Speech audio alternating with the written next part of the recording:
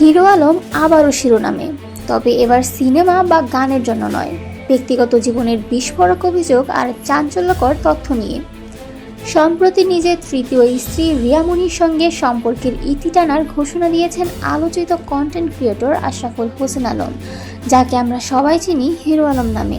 Hero Alam বলেন, বাবার মৃত্যুর সময় স্ত্রী রিয়া মনি ছিলেন সম্পূর্ণ অনুপস্থিত।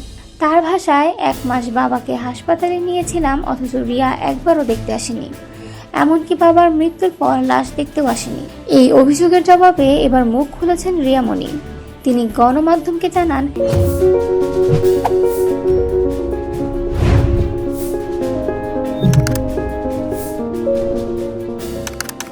হিরো আলম তার সঙ্গে প্রতারণা করে চতুর্থ বিয়ে করেছেন এবং সেই মেয়ের সঙ্গে গোপনে 3 মাস একসাথে থেকেছেন।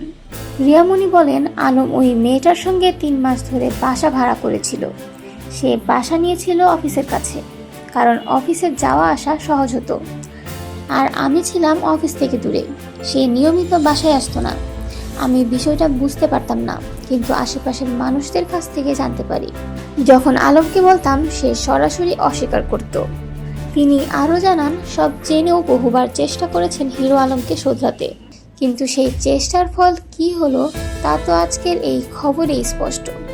এখন দেখার বিষয়, হিরো আলমের পক্ষ থেকে এই পাল্টা অভিযোগের কি জবাব আসে, আর নতুন করে শুরু হওয়া এই সংসার কতদূর গড়ায়।